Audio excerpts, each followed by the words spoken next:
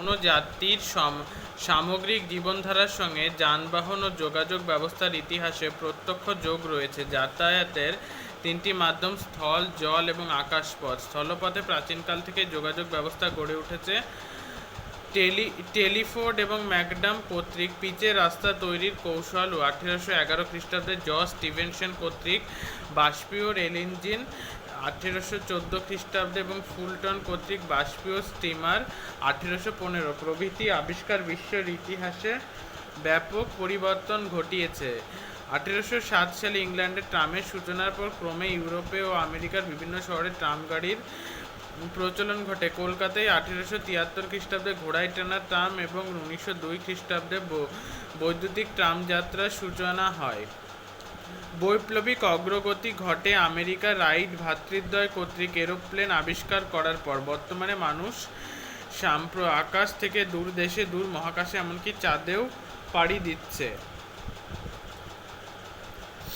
যানবাহন ও যোগাযোগ ব্যবস্থার এই ইতিহাস নিয়ে সাম্প্রতিককালে যথেষ্ট চর্চা চলেছে।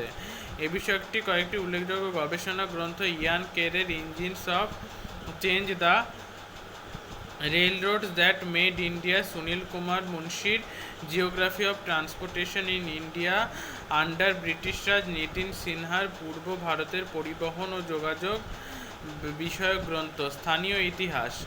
একাদশ শতকের কাশ্মীরি কবি কলহনের রাজতরঙ্গিনী হল ভারতীয় উপমহাদেশের প্রথম স্থানীয় ইতিহাস গ্রন্থ, যেখানে কাশ্মীরের স্থানীয় ইতিহাস আলোচিত হয়েছে। রাখালদাস বন্দ্যোপাধ্যায়ের বাংলার ইতিহাস, নিহর রঞ্জন রায়ের বাঙালির ইতিহাস, কুমুদনাথ মল্লিকের নদিয়া কাহিনী, সতীশচন্দ্র মিত্রের যশোর খুলনার ইতিহাস, রাধারমণ সাহার পাবনা জেলার ইতিহাস, কালীনাথ চৌধুরীর রাজশাহীর সংক্ষিপ্ত ইতিহাস, মনোরঞ্জন চন্দ্রের মল্লভূম বিষ্ণুপুরের ইতিহাস, ভগবতীচরণ বন্দ্যোপাধ্যায়ের কোচবিহারের ইতিহাস, যতীন্দ্রমোহন রায় ও কেদারনাথ মজুমদারের ঢাকা, ময়মনসিংহ, ফরিদপুর, বিক্রমপুরের ইতিহাস, সুধীর কুমার মিত্রর হুগলি জেলার ইতিহাস ইত্যাদি উল্লেখযোগ্য।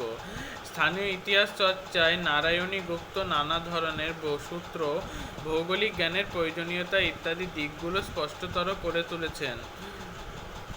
এইবার শহরের ইতিহাস। 1870 খ্রিস্টাব্দে মূলত হার্ভার্ড বিশ্ববিদ্যালয়ে 1970 এর দশক থেকে মূলত হার্ভার্ড বিশ্ববিদ্যালয়ের ইতিহাস গবেষক স্টিফেন থার্নস্টমের নেতৃত্বে ইতিহাস চর্চার এই বিশেষ ধারাটি বিকাশ লাভ করে। পরবর্তীকালে এডুইন বরোজ, মাইকেল ওয়ালস এবং এজি বেকল্যান্ড, জে আবু লুঘোদ এবং কলিন জোন্স, বেসি লুই পিয়ার্স, রোনাল্ড টেলর, রয় পোর্টার প্রমুখ এ ধারাকে সমৃদ্ধ করেন। কলকাতার ইতিহাস নিয়ে বিভিন্ন সময় ব্যক্তি চর্চা করেছেন।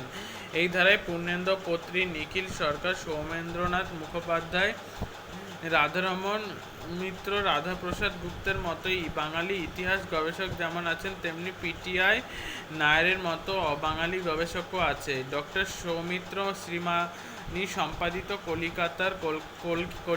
কলকাতা লক্ষ্মী সুব্রমণিয়মের port town cities, Bijoy Kumar রচিত শহর বহরমপুর, অনিরুদ্ধ রায়ের মধ্যযুগের নগরী, মুনতাসির মামুন রচিত ঢাকা স্মৃতি বিস্মৃতির নগর, আব্দুল মমিন চৌধুরী রচিত রাজধানী ঢাকায় 400 বছর উত্তরকাল, যতীন্দ্রমোহনের ঢাকার ইতিহাস, শামসুদ্দোহা চৌধুরীর প্রাচীন নগরী সোনারগাঁও এ বিষয়ে উল্লেখযোগ্য। সম্প্রতি সুভাষ বিশ্বাসের নদিয়া জেলার নগরায়ণ প্রক্রিয়া প্রবন্ধ থেকে এই জেলার দরাপুর, মদনপুর, বগুলা প্রভৃতি গ্রামগুলি উদ্বাস্তু আগমন ও কৃষিজীবী পেশার উপর ভিত্তি করে আদমশুমারি শহরে রূপান্তরিত করা হয়েছে। সামরিক ইতিহাস।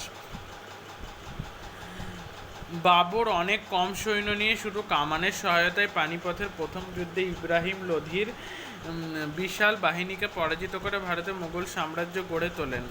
ব্রিটিশরা 1795 খ্রিস্টাব্দে ভারতের 3টি প্রেসিডেন্সির জন্য পৃথক সেনাবাহিনী গড়ে তোলে। মহাবিদ্রোহের পর ওই 3টি বাহিনীকে একত্রিত করে ব্রিটিশ ইন্ডিয়ান আর্মি 1930 খ্রিস্টাব্দে Indian navy and Indian air force গড়ে তোলা হয়। গোল বারুদ, বিমান, বোমা, রকেট লঞ্চের, সাবমেরিন প্রভৃতি ব্যবহারে প্রথম ও দ্বিতীয় বিশ্বযুদ্ধ অতি ভয়ঙ্কর হয়ে ওঠে। যুদ্ধের এসব ইতিহাস নিয়ে বর্তমানে চর্চা বৃদ্ধি পেয়েছে। এখন গবেষকগণ তাদের চর্চা শুধুমাত্র যুদ্ধের কারণে ও ফলাফলের মধ্যে সীমাবদ্ধ রাখতে চাননি। যুদ্ধের খুঁটিনাটি, সামরসজ্জা, রণকৌশল, এমনকি সামরিক শুধুমাত্র যুদ্ধের কারণ ও ফলাফলের মধ্যে সীমাবদ্ধ রাখেননি। বার্নেট, কেরলি, শেলফোর্ড, বিডওয়েল, জন টেরাইন যৌথভাবে প্রাচীনকালে যুদ্ধবিদ্যার সঙ্গে আধুনিক কালের যুদ্ধবিদ্যার তুলনামূলক আলোচনা করেছেন। রিচার্ড কোন আমেরিকার সৈনিকের জীবনচর্চার ভিত্তিতে সেদেশের সামরিক ইতিহাস লিখেছেন। আবার রজার স্পিলার, জন হোয়াইটক্লে প্রমুখ যুদ্ধ ও যুদ্ধের সঙ্গে জড়িত নানা কিংবদন্তি পুঙ্খানুপুঙ্খ বিশ্লেষণ করেছেন। সামরিক ইতিহাস চর্চার বিষয়ে কয়েকটি উল্লেখযোগ্য হল যদুনাথ সরকারের military history of India, Surendranath সেনের military system of the Marathas, Robert টার্মের history of military transaction in Hindustan, উমাপ্রসাদের military costume of India, G S. Sadhu a military history of ancient India, Kaushik রায়ের the army in British India, war and society in colonial India, the arm forces of India 1947 থেকে 2006, সুবোধ ঘোষের ভারতীয় ফৌজের ইতিহাস, দীপ্তনীল রায় এবং নিখিলেশ ভট্টাচার্যের অস্ত্রচর্চা। পরিবেশের ইতিহাস। সম্প্রতি বাস্তুতন্ত্র পরিবেশবিদ্যা নিয়ে আগ্রহ চর্চা দুই বৃদ্ধি পেয়েছে। মানব সভ্যতার উপর পরিবেশের প্রভাব এবং জলবায়ু পরিবর্তনের ফলে মানুষের প্রতিক্রিয়া এখন ইতিহাস চর্চায় ঢুকে পড়েছে। পরিবেশের আন্দোলনগুলির মধ্যে উল্লেখযোগ্য চিপকো আন্দোলন 1974, নর্মদা বাঁচাও আন্দোলন 1985 ইত্যাদি। বাস্তুতন্ত্র, আবহবিজ্ঞান, বনাঞ্চলের ইতিহাস এসব এখন ইতিহাস চর্চার আলস্য বিষয়। সাধারণত 1970-এর দশকে এই ধারার সূত্রপাত হয়। বর্তমান বিষয়টি আরও গতিলাভ করেছে। ভারতে এই ধারার অগ্রণী ইতিহাসবিদরা হলেন ইরফান হাবিব, মাধব গ্যাডগিল, রামচন্দ্র গুহ, মহেশ রঙ্গরাজন, বসন্ত সবরেওয়াল প্রমুখ। বর্তমানে বিভিন্ন ঐতিহাসিক ও গবেষক পরিবেশ সংক্রান্ত ইতিহাস চর্চা করেছেন।